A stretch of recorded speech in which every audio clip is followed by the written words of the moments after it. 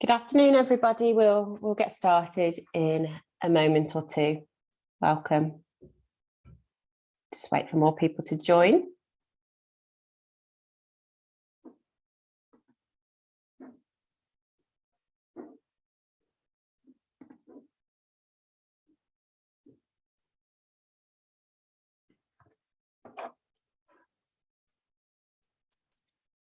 Afternoon, everyone. Thanks for joining. We'll get started shortly. I can see more people just joining online now.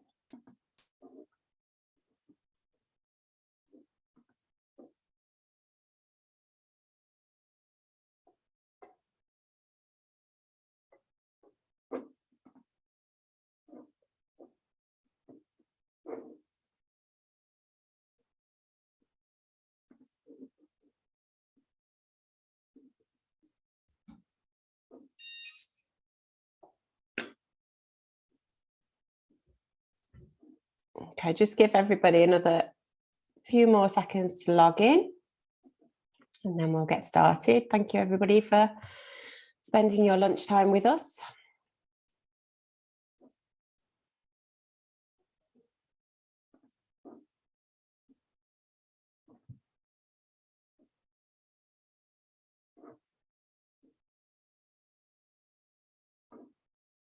Okay, well, I think we're just at a couple of minutes past the hour, so we'll get started. Good afternoon, everybody. Welcome to IDP Connect's webinar, Accelerating, Streamlining and Diversifying into 2022.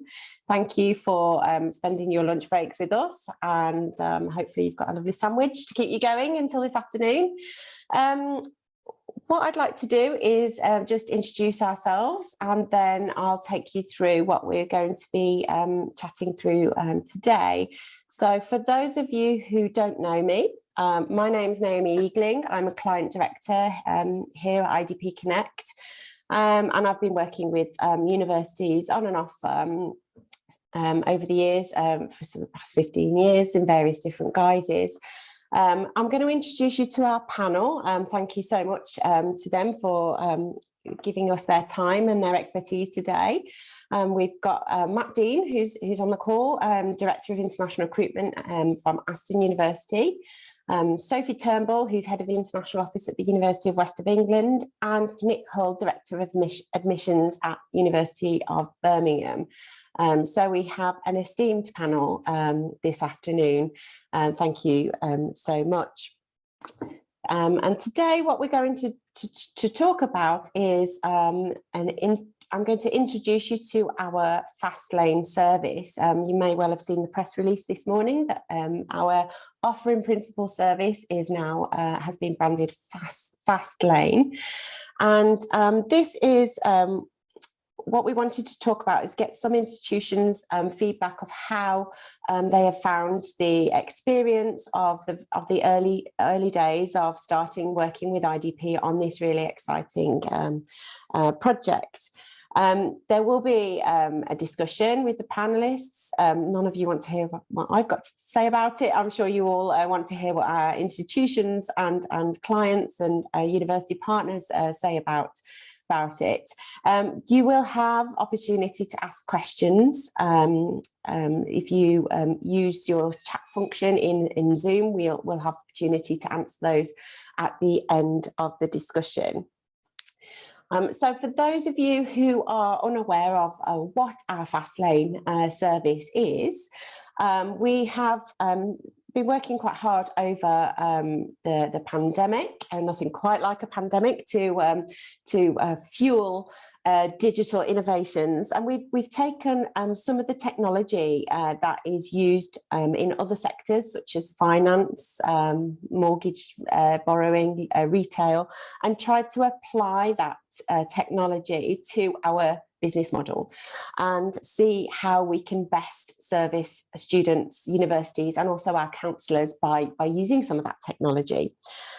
So what we've done is developed a offer in principle service that sits within our IDP Live app.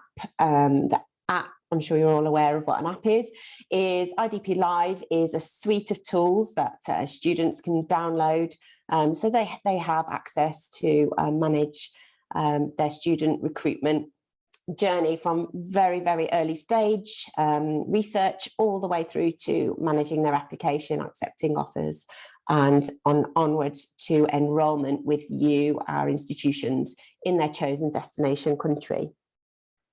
So I'll just take you quickly through some FastLane background and some very early results, and then we'll move on to the exciting stuff, which is talking to our panelists about their experiences. So what we did when we were talking about developing FastLane and how we best create something that works for everybody, well, first and foremost, we talked about the student. You know, what is it that the student really wants from IDP when they come to us, and what is it that we can offer to the student that no other company can offer to them. So across all of the touch points, whether that be coming into one of our offices, downloading one of our apps, maybe meeting with one of your recruitment teams on one of our virtual events. So how can we tie all of that touch points together within this sort of omni-channel ecosystem that the students are now part of? We of course want to be sector leading, that's IDP's nature. We knew that the rebound from the pandemic would be great, and we would see lots of new trends that we might not have predicted previously, but you know, how can we best harness that rebound to make sure that it works for the sector as a whole? We also wanted to streamline processes for both international students and for our counsellors and for our institutions. I'm sure many of you will be aware that making an application for an international student can be a bit of a paper trail and clicking on different buttons and forms and things like that. So we really wanted to make it seamless for the student so that they could find their right course and institution at a click of a button on an app in their pocket.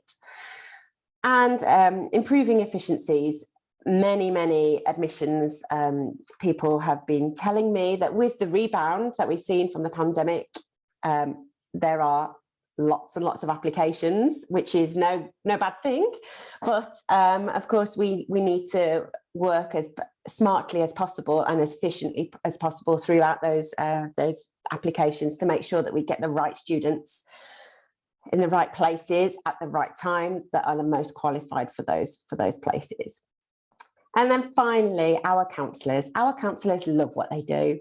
They really care about their students, but the one thing that they dislike doing, I'll say that with a smile on my face, is waiting for student applications to be turned around on time. They dislike chasing institutions as much as I'm sure institutions dislike receiving the chases. So what we wanted to do is to put counsellors at the heart of the process to help support them and really work well with students. And what we found is that counsellors are really loving this FastLane process to be able to give their students the absolute best possible service and move on with what they do best, which is talking to students and their families about their higher education goals. Okay. So just give you some really top line results. We are still very early days with this project, and we are currently working with the pilot universities who we're onboarded and live with. We do have 32 institutions across the globe who are already live and using the FastLane service. So far, 600,000 downloads of our IDP Live app has taken place, which tells us that the demand is really there for these students. They are digital natives, after all. Gone are the days of paper and faxing applications. as much as some of us really would like to remember those days fondly. We have 16 countries across our IDP network that are fully live for Fast Track, and so far since our October launch, we've had over 3,300 offers in principle issued, and of those students who started the process, almost 65% have received an offer in principle. So really exciting sort of initial results there. Some of you may well have seen some LinkedIn activity from our counsellors getting really excited about FastLane and sharing insights and feedback from their students. But ultimately, the counsellors are really giving us some clear feedback. And this is one particular Cambodian counsellor here who has really picked out the fact that it's fast and it's convenient and really can help the student to drill down and give them a higher chance of acceptance across the universities. Okay. So we're going to get started with discussion from our panel, and I have got some sort of questions that I'm going to ask them, and I'm sure that the discussion will broaden out from there. So first I want to come to Sophie, if that's okay, and I just wanted you to explain to our audience what attracted you to exploring FastLane further, and what challenges were you trying to overcome at your institution? Of course, yeah. So at UE, when I first found out about FastLane and kind of what was being proposed and what the opportunities were, I think what really caught me was the efficiencies it would save, so that whether that be for the student, for IDP, but fundamentally for UE, where we know that we're receiving qualified applications from students who meet our criteria that we've set very closely with IDP, and that in some cases we've tweaked based on our discussions with IDP. So I think for me, at a time where volumes of applications, quality of applications and conversion can suffer, it was a tool that not only gave us back those efficiencies, but also helped us with diversity. You know, the last 2 years of recruitment have changed, you know, beyond what I've ever seen in my kind of 10 years in the industry. And I think a tool like this, which gives us the opportunity to support diversification at UE, whether that be on different courses, different nationalities of students, really helped us with that. And also I'm quite a big believer of being an early adopter of initiatives. We've worked really closely with IDP, as many institutions who've joined this webinar will have done, and the quality of the students that we get through, the quality of conversion is always very high, but I believe there's always more we can be doing, and where we've got good relationships with a good partner, I want to invest in that. And that was what part of this was as well, was investing in the IDP relationship, investing in a stream of students that I know is good quality and that we want more of. So that was some of the reasons for me. Thank you. Just trying to find my unmute button there. Thanks, Sophie. That's great. And I think yeah, it's interesting what you say about the choice of partner. So thanks very much for that. That's lovely. Nick, just coming to you at Birmingham, which probably has quite a different sort of challenge, I would imagine, from somewhere like UE. What sort of first attracted you to the FastLane service and opportunity to work with IDP on this? Well, thanks, Naomi. Afternoon, everyone. Funnily enough, we were actually already starting to think about something not dissimilar to FastLane ourselves. So one of the things that we've been working on for quite a number of years now is that on the undergrad side, we've had an offer calculator, and we've been talking about how we can sort of change that offer calculator to be, in our minds, something a bit like the mortgage decision in principle that many people may be familiar with, and you touched upon earlier, Naomi. And just serendipitously, really, you or Lorna got in touch with us and introduced the FastLane concept. And so it just seemed, you know, a bit of a no-brainer for us, as we were already thinking about it, to work with IDP. The motivation behind that, really, I guess, is very similar to Sophie, despite you know, the difference in the institution and the approach we might take to some of our recruitment submissions. But we very much were looking at the cost of acquisition. So with a large number of applications that you that you tend to see. You know, how can we reduce that cost of acquisition? So trying to find more efficiencies in the admissions process, focus on those applicants that we know are the really high quality ones and are ready for the degree that they've applied to. But also, again, so similar to Sophie, looking at the diversity. So we know that some of our subject areas, and those tend to be the subjects we've placed in the FastLane pilot in this sort of first round, do sort of have a sort of over reliance on one particular market. So to be able to work with IDP to expand the reach of those programs into other markets has been really beneficial. So hopefully that gives sort of a bit of an idea about the motivations from the Birmingham side. Yeah, thanks, Nick. That's great. Yeah, it's interesting to come at it from some institutions are more about streamlining and efficiency, and some institutions are more about diversity and volume. And I think those three aspects, volume, diversity and quality and efficiency, have always been a want from institutions. It's just the Venn diagram changes depending on who we're talking to and at what time of year and where we are in the evolution of recruitment. How about Aston, Matt? What attracted Aston to partnering with IDP on this, and what internal challenges were you trying to overcome? So for Aston, very much like Nick and Sophie, we've seen a significant surge in applications throughout the pandemic, particularly from parts of South Asia and Africa. And this solution seemed to be probably one of the best I've seen so far at providing that kind of quality application to our admissions service, which has been strained by such a large increase. So that's been really interesting. And I think the difference here compared to potentially some other options is that hybrid nature of the service. And I think we will come back to that later in discussions, but that really attracted me to this, that there was somebody there that would then follow up in person and have a conversation with that student. So it wasn't just students applying online without any support.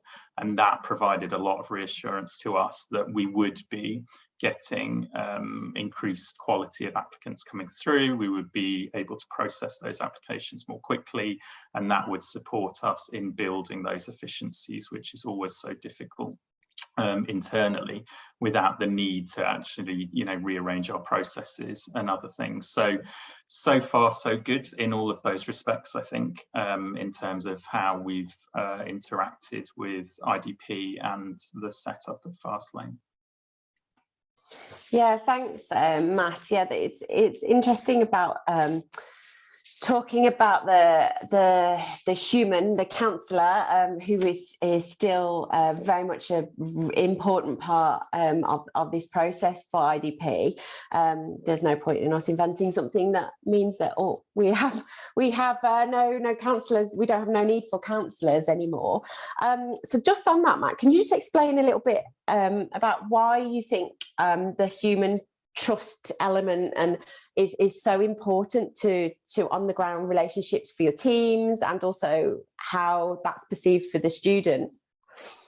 So I guess everything changed for all of us about 2 years ago, and we had no idea at that point how things would progress and how things would change. I think what we've all found and learned is that yes, you can do a lot of activity online, and in many ways we have communicated better than we ever have before with our prospective students. Certainly at Aston, I think we've opened up the university on a much bigger scale to international students than ever before, but you still can't take away that personal element. And I think there is a huge element of trust within what we do when we're asking students to fly across the world to come to universities that they've never seen before, they may never heard of until quite recently before they apply.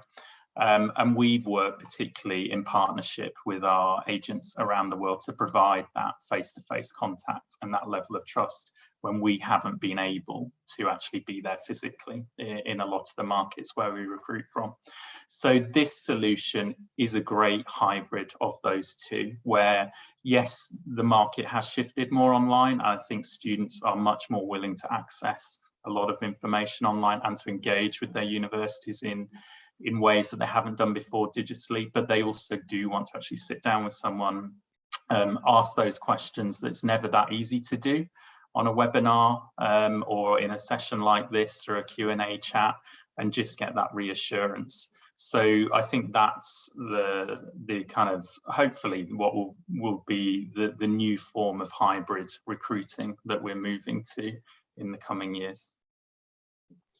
Yeah, thanks, Matt. I can see you're nodding, Nick. I mean, I don't know if you you have any sort of thoughts about to what extent that human element of seeing a meeting with a counsellor face to face can help support students throughout that admissions process and throughout their decision making.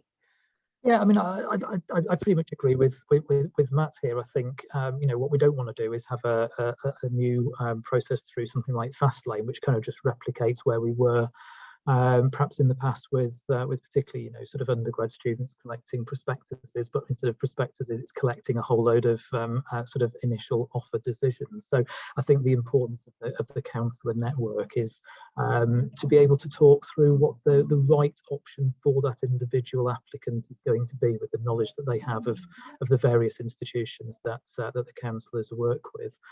You know, I guess one of the things we often speak about in student recruitment and admissions is about you know, yeah, we want to get those students to apply to our universities and our courses, but at the end of the day, it's about getting the students to the right place for them and the right course for them. And I don't think just having an online system, however brilliant it's built, is necessarily going to do that. So I think it's a partnership between the sort of the technology we've got through FastLane and then the work through the counsellor network to ensure that that we have applicants making the right decision for them. Yes, absolutely. I think none of us would be still doing this job if it wasn't for the want of getting the right fit for that student. It is a massive decision for many families across the world. And then Sophie, I wonder if you could just talk us through how your teams are, you know, changing or adapting what they're doing with our teams on the ground with this FastLane and sort of digital technology in mind, and how they're adapting or changing, or if they're changing anything that they do at all. Yeah, I mean, I think if the last kind of 2 years has taught us anything, I think that need to adapt and see what's going on in the market and work with that rather than against it is more important than ever. You know, for me, that kind of, I think a little bit like that, how important the counsellor role is in FastLane. You know, we know that relationships still drive success. So for me, you know, my staff on the ground, and whether they be in-country staff or admissions staff or conversion team, the relationship that they have with the IDP counsellors is just as important as ever. So we're not looking at this as a tool as replacing or removing that. We're looking at it as an extension of what we already do with IDP. I hope in some areas. What it will point us in is markets where potentially our recruitment strands have been perhaps through partnerships, so we've perhaps not recruited as well through agents. It may give new opportunities for us, and it may actually help kind of drive the relationship even further with the local IDP counsellors. But I think in a lot of ways, it will just continue to balance the kind of the hybrid shift that we've seen along with that relationship building. And from an admissions perspective and a conversion perspective, you know, it's really helped my staff feel confident about the offers that they're getting. They know that kind of check is there. They know from a kind of compliance perspective, you know, some of the markets that this is operating in could prove a compliance risk, that the students haven't just kind of ticked boxes, oh, here we go, here's the offer. That goes back to what Matt and Nick have just discussed about that importance of the counsellor being that intermediate, making sure that the students looking for the right course, but also for the right reasons. So I think kind of when we look at it from a kind of recruitment perspective, my recruitment team are really happy with what we've got here. When we're looking from an admissions perspective, I've got a happy admissions staff. When we look at it from a compliance perspective, it kind of ticks that compliance box. And also then from conversion as well. I mean, you know, we're still in early days of launch. I think as we begin to see what this looks like from a kind of conversion perspective, it will be very interesting to see how these students convert against, you know, other IDP students, IDP digital students, or in fact, students from that market. So that all remains to be seen, but it gives us that kind of overview that we'll be able to look at as part of our kind of conversion and then cost per acquisition and all of those very kind of boring but important things as kind of heads of services that we have to look at really closely now more than ever. Yes, I mean, certainly from our side, we can't wait for September to see how this has impacted on actual students who arrive with you, and to be able to report back on that and have a look at see you know what the impact has been.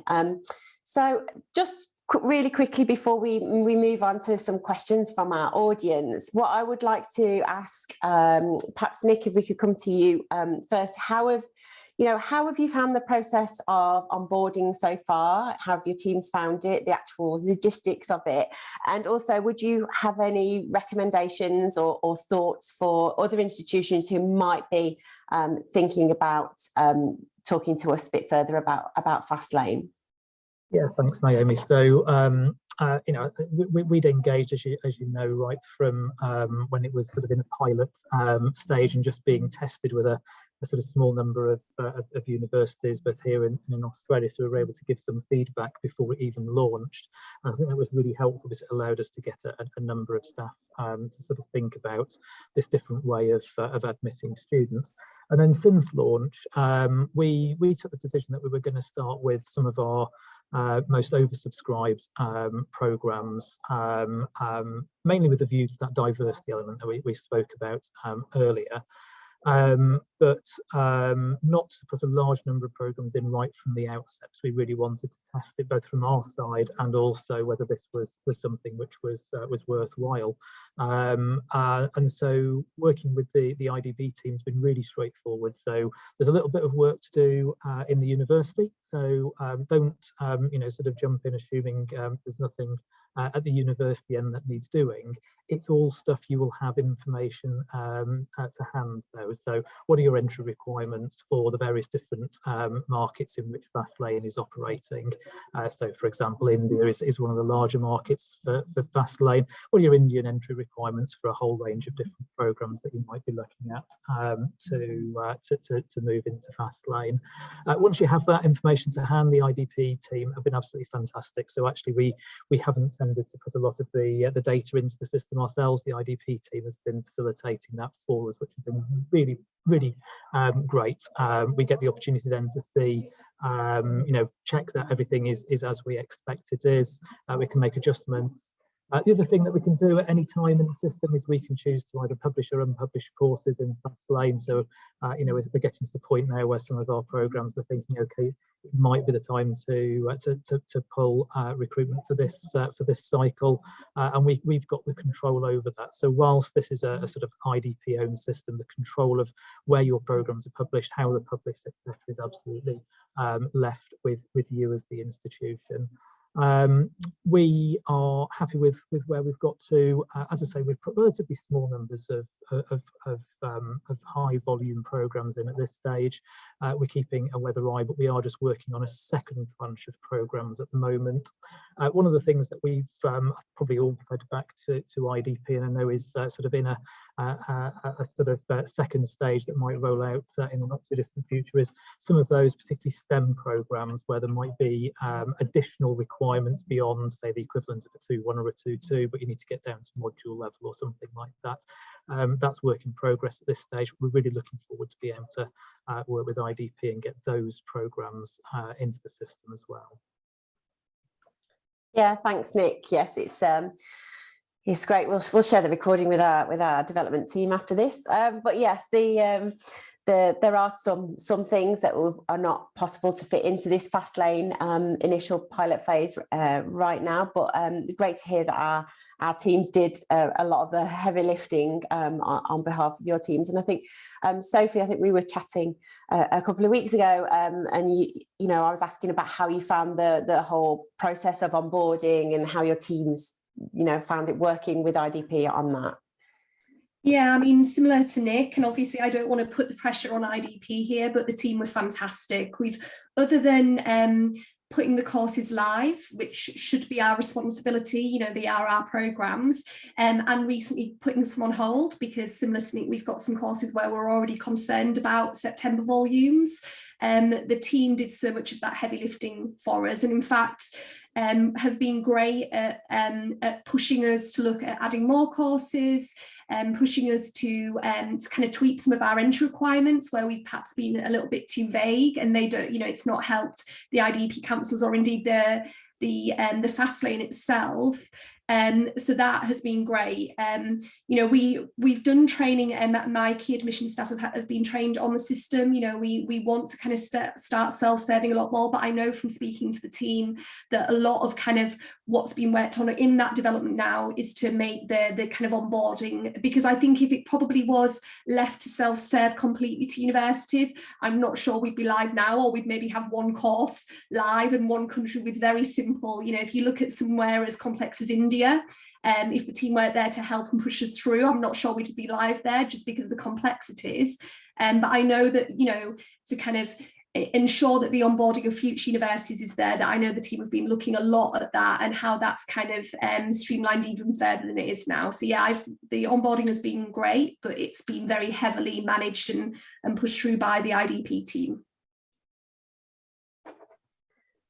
Thanks, Sophie. Yes, you know, we do have a team that are pushing everybody to get all of the right information into the right place, because we know the demand is there for the students. So that's what is driving sort of us to get this live as quickly as possible, and also bearing in mind sort of recruitment cycles, and you know, when various different markets have their peak application points, and when we're at our most busy within our respective teams on various sides of the recruitment of an international student. So I think we've got some questions that have been popping through, so I can just read them. So we've had a question come in. Are the applications of good quality so far? I know we're sort of in early days of this project, but I don't know, Matt, if you've got any opinions on this particular question. I mean, the very short answer is yes. We've been getting exactly what we wanted, which was better qualified applicants coming through that, from an admissions perspective, are very light touch. So because we've already kind of pre-agreed entry requirements, what documents we require, etc., and then they've been filtered by the IDP counsellors, we've found that every single applicant so far has been made an offer within the agreed time frame very quickly, and we've not had to follow up with additional documents. So we've not had any issues at all so far, and actually been really pleased by the quality of applicants. There was a concern from our admissions team that sort of guaranteeing this level of turnaround might be quite difficult, but actually the reality is, because the applications are coming through and they are light touch, it's not causing any problems at all. So we are just dealing with the offer in principle of FastLane applications at the start of every day, and it's usually taking no more than, you know, an hour of one of the admissions officers' time to get through it, and then moving on to other activities for the day. So yeah, really positive experience of quality of applications so far. Thanks, Matt, that's great. We've had another one, which is probably for Nick, I think, given this would be your team, who would be dealing with this. So what would the panel say to institutions where the admissions team already feels overwhelmed with limited time for new projects? I think I'd come at this from a slightly different point and ask a question in reply, and that is really, why would you not want to take this on? And the reason I say that is because what we are not now doing as a result of being within the FastLane pilot is we're not having to process a load of applications which ultimately will result either in an unsuccessful outcome or those individuals are not really keen and eager to come to study with us. So there's an investment of time to start with, which was not a significant investment of time, but I'll be honest, there was an investment of time in working with IDP colleagues to get our programme set up for the markets that we were interested in. And as I said earlier, the work with IDP colleagues meant that actually a lot of that was done for us, and we had to do some of the checking. What we're now in this sort of steady state is we are now able to turn those FastLane applications around really quickly, but we're not dealing with all the applications which would have fallen to be unsuccessful, or where it was a very speculative application and the counsellors are triaging those out and they're not progressing with us. So it's actually a time saving, not a time cost. Thanks, Nick. That's great. I think with a lot of new projects and certainly IDP is not normally in other than the counsellor sending applications, is not normally we don't normally talk to admissions teams and people like that. We're very much on the recruitment and marketing side, but I think yeah, it does feel, it can feel overwhelming, I'm sure, especially when there's lots of demands on various different people's time. Sophie, I don't know if you've got any comments on that point about making resources stretch further, making that 8-hour day stretch further as we all try and manage an ever-increasing workload. Yeah, I mean, I think it's a really good question and a very time sensitive one, because as I mentioned before, I've never known the admission space to be busier than it is. And I think it's felt, I mean, like a lot of COVID, it's felt like a very reactionary, very firefighting year. And, how do you turn around to a very overstretched team and ask them to take on something different? I mean, I echo a lot of what Nick says, that the amount of work that goes into that is completely balanced out. But from my perspective, I mean, actually, because it's all good and well me saying I'm an early adopter of something, but then what I don't like to do is pass that to somebody else, because it's very easy to adopt something and then say, right, admissions manager, off you go and do this. So I actually, myself and one other colleague, did all of the work with IDP. So I actually led and did all of the work on the creating the Excel documents that was required, because we adopted it at quite an early stage. It was in the midst of our September intake and in the run up to our January. So I do think if I had to turn around to admissions at that point and said, can you take this on, I would have probably been told quite rightly where to go. And I manage admissions, and I would have taken that as a fair comment from my team. But because I wanted to understand that work that went into it, and I wanted to support the team, and I'm not saying that my role was as busy as admissions at that point, but I manage admissions and recruitment. I've got a busy role, and I found that it was one that you didn't need to be, and I'm not wanting to underplay admissions or admissions colleagues, but you didn't need to be an admissions expert to be able to do the onboarding. You need to have an okay understanding of your institution's entry requirements, which I would hope most people do. You need to have access to the entry requirements, and you need to be able to add information into an Excel document. And I don't want to kind of underplay the importance of getting it right, but fundamentally, a lot of the information, once it was inputted in initially, I think a lot of people would have been able to support. So it doesn't necessarily mean that people have to be adding on to a already very burdened admissions team to do this. If this is seen as a recruitment tool, which at UE it is, but working very closely with admissions, it could be something, depending on the makeup of an institution, that somebody in recruitment could lead in, obviously though in collaboration with admissions. I'm not suggesting that anybody goes off and does this in a silo, but it doesn't have to be that you're asking admissions colleagues to do it, from my perspective. Yeah, thanks, Sophie. I think as with anything, even choosing what we want to watch on the TV is always done best with consultation, that's for sure. One of the other questions which I think I can probably answer is somebody's asking about do we have any feedback about how this has worked for mainland China? So just to, we have not launched this in mainland China as yet. So that is one of the areas on the roadmap that we are looking to develop. Similarly, there are a few sort of limitations to the pilot that I think somebody else has asked about. As Nick referenced, he would love us to be able to provide FastLane for those courses where we need a certain module requirement, for different entry criteria. So they are in the roadmap for development, and what we've been really grateful for our partners so far is giving us that feedback so that we can prioritise that development accordingly.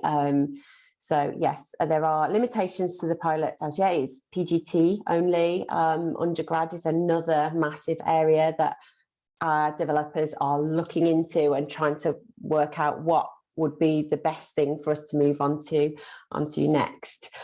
So hopefully that answers your question. So there was another question about volume, and have you seen an increase in overall number of applications as well as an increase in quality? So I think that if I could put that to Max, I think I asked you about the quality piece. So have you seen an increase in volume? Yeah, we have. So we've got FastLane, or Offering Principles, set up as an application center within our system, so we can track the numbers coming through, and it's now the second largest for IDP globally. So we have seen an increase in applications coming through. As we discussed earlier, yet to see how conversion works with that, because it's still very early days, but you'd hope that we're in a good position given the quality of applications coming through and the fact that we've been able to make those offers very quickly. So that's really positive. I don't see it yet taking away numbers from other IDP centres. I think it is in addition to those centres. Still very early days. We only launched a couple of months ago, but we will continue to track those students as they go through and work with the IDP team on conversion. Thanks, Matt. That's great. They're coming in thick and fast now, so I'm trying to read them in order. Somebody here's asking, so for those subject areas that are struggling with high volume, how easy has it been to work with the FastLane system to switch off? Oh, it's just disappeared. To switch off the application tap as it has become clear that it's reaching capacity. Has there been any other challenges that you have found with onboarding? I think I'll give that to Sophie, if you won't mind, because I think you were talking about already having to do this. Yeah, so we've had to put a number of our postgraduate courses that are on FastLane on hold recently. It's very likely they'll open again, but due to, I'm sure, like lots of universities, large deferral rates that we've been going out to market and reconfirming, a large backlog of applications. We didn't want to be in a position where our funnel has been open and we end up in a position of having far too many offers for the number of places. So it's very easy. You go into the system, you select the courses that you want to unpublish, it unpublishes.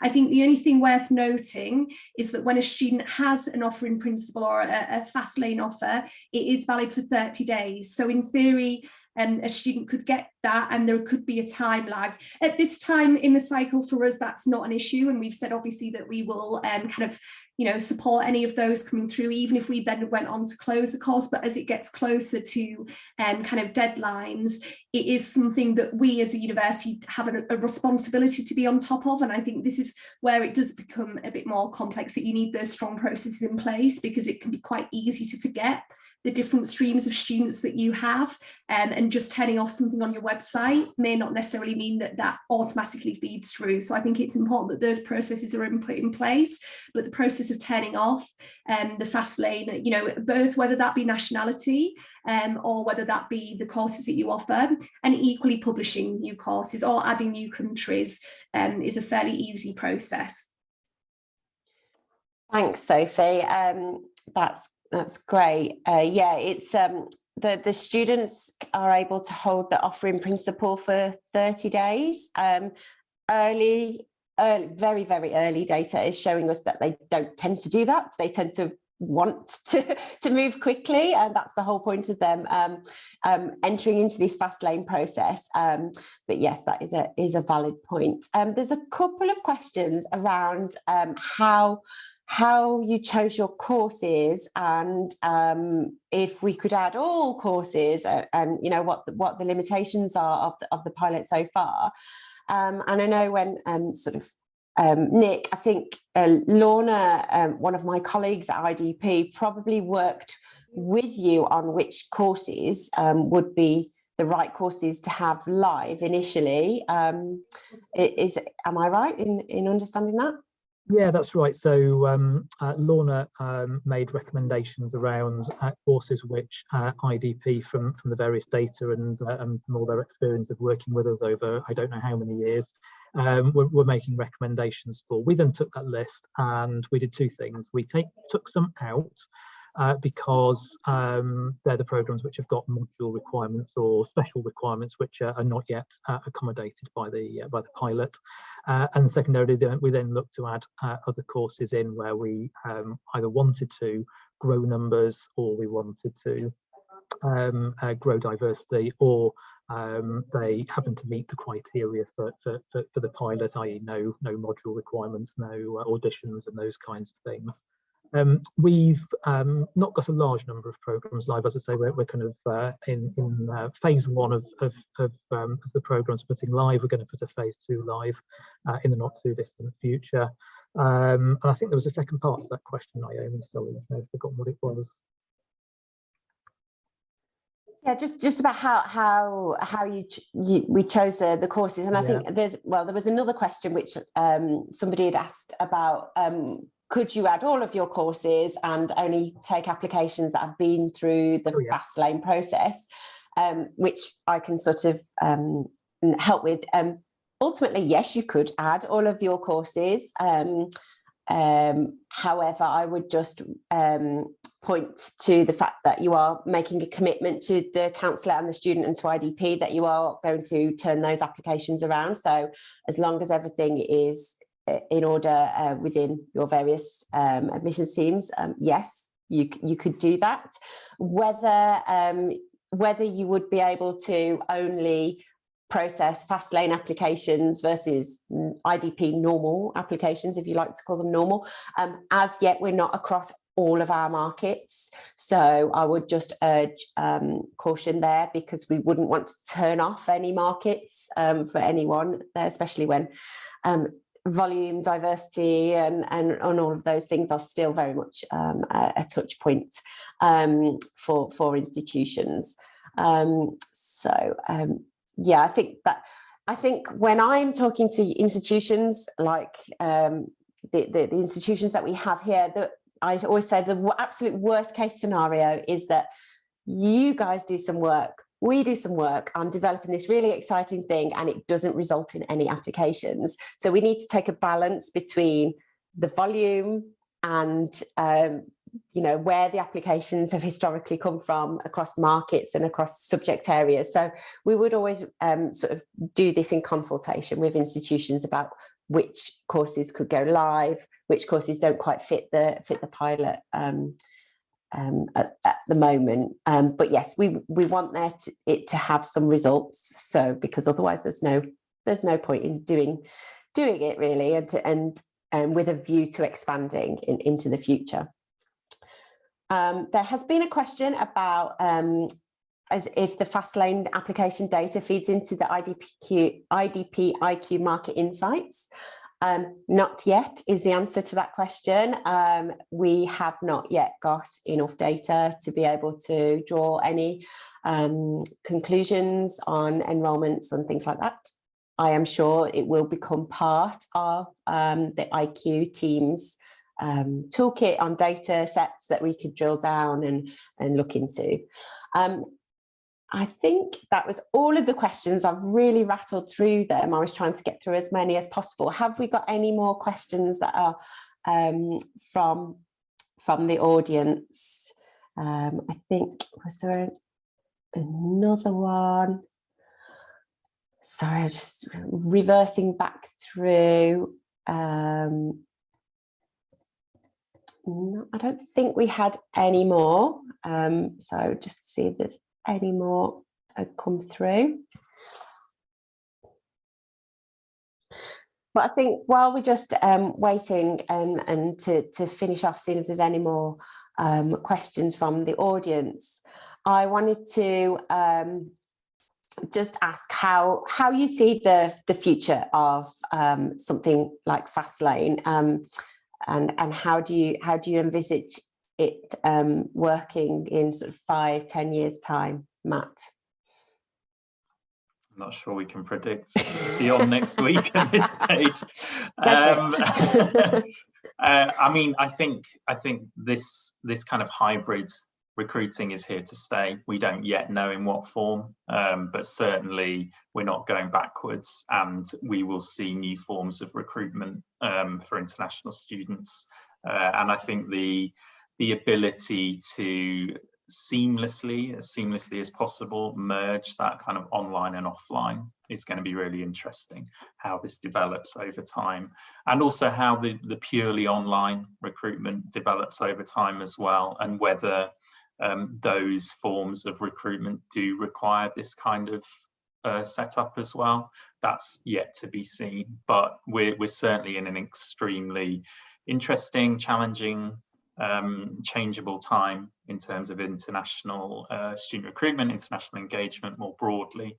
Yeah, I think we're on the right track with FastLane to kind of meet the market demands as they are at present. And just finally from Munich, have you got any thoughts on what we'll be doing in sort of, well, maybe not 5-10 years, maybe 2 or 3 years? I'll give you less of a time frame. I think, like Matt, the crystal balls that may have been shaky at best before the pandemic are pretty much worthless these days.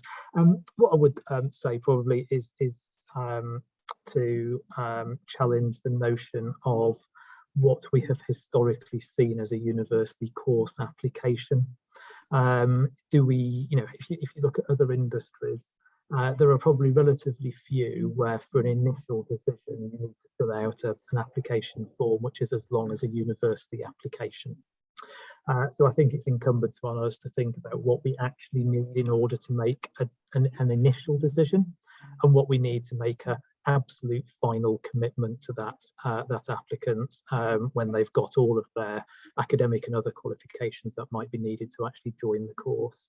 So I think this, like Matt said, this feels like we're heading in the right direction. I suspect technology, automation, various other things will all come together, and we'll look back and think, gosh, we were talking at the start of this seminar, this webinar about faxes and paper forms. I suspect if we look back in 5 years and we're talking about only dipping our toe in something like the offer in principle and FastLane process, that will feel quite archaic. So I think technology will allow us to do things. But I would also go back to the discussion that we had around the importance of whether it's counsellors, whether it's in the university's own recruitment staff, academic admissions tutors and others. I think that human element will always be there. We're probably just changing the part that those individuals play to focus on helping people make the right choices rather than to process applications of the relatively repetitive kind of stuff that we currently work on. Thanks, Nick. That's great. And yes, who knew fax machines would ever be a thing of the past. And Sophie, just finally from you, where do you foresee this going for institutions such as UE? Yeah, I mean, I'd love to see expansion to undergraduates, which I know is something that's been looked at. And we talk about diversification. I think that's key for us, where we're seeing that saturation at postgraduates. I look forward to the growth of it, so we can utilise more of the data that comes out of it, which I think will show us. And I look forward to continuing to be able to use it. We don't have crystal balls, but a tool like this gives us a little bit more control over that diversification. area, which again, we'd need a magic wand to be able to give us, I think, what we all want, but the tools like this begin to help us. So I think in the next 2-3 years, I'd like to see that undergraduate, I'd like to see the use of the data, and I'd like to help us, have it help us with that diversification issue just a little bit more than where we're at now. Thank you, Sophie. Yes, magic wands at the ready, everybody. So that's about all we've got time for. I just wanted to say thank you, everybody. Thanks to our panelists for lending us your time, and also for the efforts that you've put in getting your institutions live and to this point. It is really exciting. We're seeing some really exciting results. Thank you to everybody who's joined. There will be recording shared after this webinar, and do feel free to reach out to us at any point. You can contact us. There's a web address there, but I'm sure you've all got our contact details. Please reach out to myself or any of the members of the IDP Connect team if you've got any specific questions. We would love to chat more and to take you through any more questions that might pop up. So thank you very much for your time, everybody. I'm wishing you a lovely afternoon. It's sunny up here finally in Manchester, and we shall be in touch soon. Okay, thank you very much. Bye.